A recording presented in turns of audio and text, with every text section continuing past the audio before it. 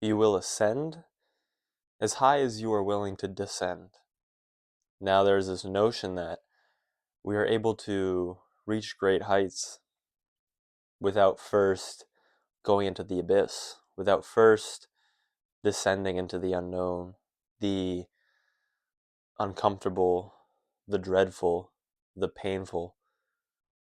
For every depth, there is a equal and opposite height, insofar as it is an opposite. Forgive my foolishness, but as I say that, I'm reminded of some law, probably Newton's law. Yeah, every reaction has a. I'm sure you know what I'm talking about, because I'm sure you're smarter than I am. But the laws of physics, the laws of nature, we are foolish to think they do not apply to man. And truly, truly, if you go to the depths and you go there willingly, you go there knowingly, you go there learning the lessons the depths are meant to teach you, you will reach the heights. And after that, you will descend back to the abyss. That is what that is life is just a series of ups and downs. And we should be grateful for that. Because if there were no up, there would be no down, and vice versa. If there was no evil, there would be no good. If there was no hate, there would be no love. All these things that make life worth living, we act as if we could have them without their opposites. And this is the timeless wisdom of the yin yang in the Japanese tradition.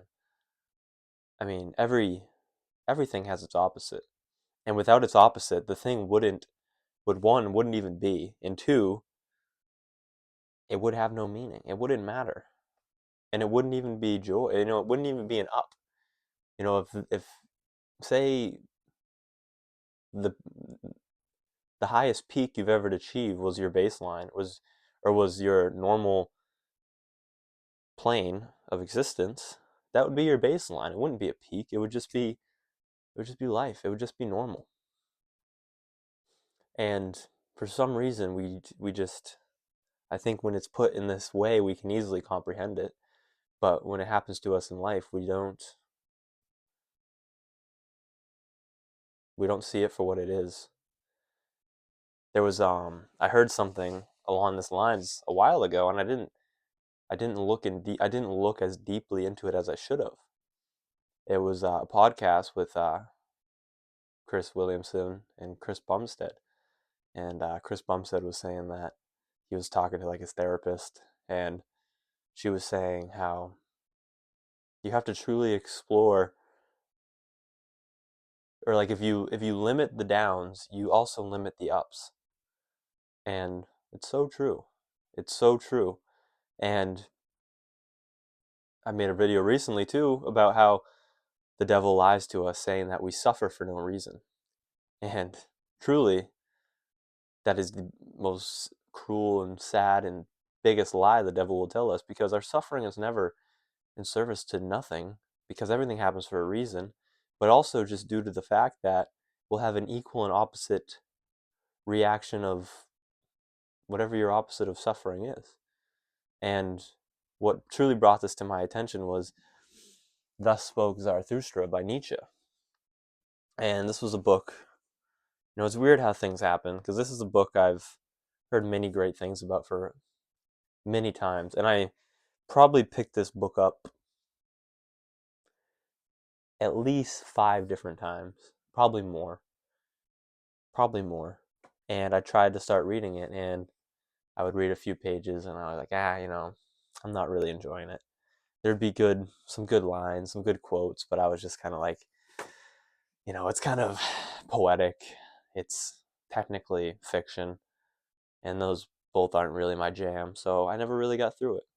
But now I am flying through it, because I think, as I said, everything happens for a reason, and at this time in my life, a book of this nature is truly what I need, exploring, talking about the man on the peak who goes down to the depths and then returns to the peak, returns to the depths. He's struggling. He's, in Nietzsche's eyes, the Übermensch, which is the Superman, which is the Overman, which is in Nietzsche's eyes, the closest thing to a god. But he still suffers. He still has ups and downs. He still doesn't know what to do in each situation. He still despairs. He still has joy. He still is questioned by others. He's still wrong sometimes. He's all these things. And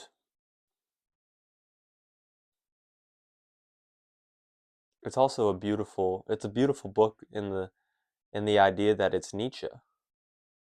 That Zarathustra, in my I mean it's he's a character from Nietzsche's mind.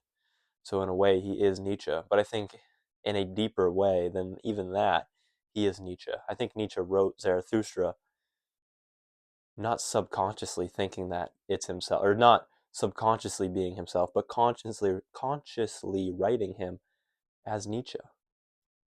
He talks about how, there's he's I think he's talking to like a fire dog.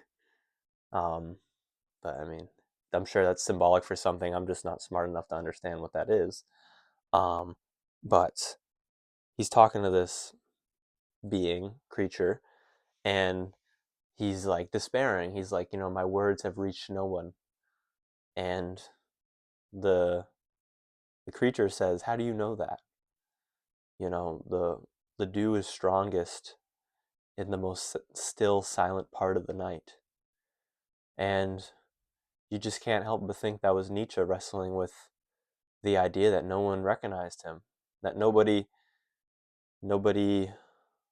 listened to him, nobody thought he was great, nobody looked at him as a what he thought he was. And he needed to remind himself, what is truly your goal here? You know, is your goal to be known in your own life, to be famous, to do things, to see them to their end, to reap what you sow? Or will you plant trees that you will never see, that you will never take advantage of their shade? That is really the essence of life, to plant trees knowing that you will never enjoy the shade, but knowing that someone will one day. And Zarathustra wrestles with that. People not listening to him, people not understanding him, but he reminds himself, who are you to say that this is not gonna who are you to say that the words you were speaking right now will not echo through eternity? And Nietzsche died in all respects a failed man. He would have died selling, I think, like 20,000 copies of all of his books, which is, nothing. It's not horrible, but it's not what Nietzsche is today. Millions of copies sold on just Zarathustra alone, and or thus spoke Zarathustra, and considered probably one of the best modern, probably the best modern philosopher, and one of the best philosophers ever. But in his own lifetime, he might have told you that, but he would have had no proof. And Nietzsche, as Zarathustra did, truly explored the depths, I believe. But this is more about just understanding the fact that when we are in the depths, we need to remind ourselves that this too shall pass. And when we are at the heights, we need to do the same. But in one area, we need to bear it, learn the lessons we are meant to learn from it, and keep going, keep moving forward. And in the other, we need to enjoy it while we can, to truly embrace it, to take it all in. realizing that soon we will come down, soon we will fall. And I think this happens on an internal and an external level. And I think too, it's mostly internal, but I think it's external as well. But the idea that what we do now, the idea that what we just did deeply affects what we are doing now, and what we are doing now deeply affects what we do next. This is proven with science. I don't really like using science to prove philosophical points. I think the internal discovery is more important than some statistic. Um, but it is proven, that when how, say, with social media, if you see a post that, spikes a bunch of dopamine or really it does something to you, the next post may do nothing for you. But if they were switched, then the first post would have done something for you and the next post wouldn't have done something for you. So it would have been the same situation, but the posts are flipped. And that's just how our brain works. It's just how the ups and the downs go. And you can perceive something as great and then something as bad, but the thing you just perceived as bad would have been perceived as great if it happened in a different order. And then subsequently, the next thing affects the present thing. Well, the present thing affects the next thing subsequently. And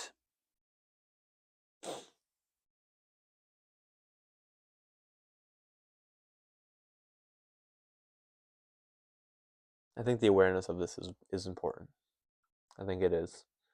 Because we can so often be in the depths thinking that this is in service to nothing. That I think that's another lie that the devil tells us, is that this will never end. But it always ends. And it's not even that it ends. It has a equal and opposite reaction to the heights. And if you want to soar to the heights, you must fall. And if you soar to the heights, you must understand that you will fall. And life is just ups and downs, which is simple enough, and everyone knows that. But we don't remember it. We don't remember it in our downs, and we don't remember it in our ups. We take advantage of our ups, and we don't learn the lessons we are meant to learn in our downs.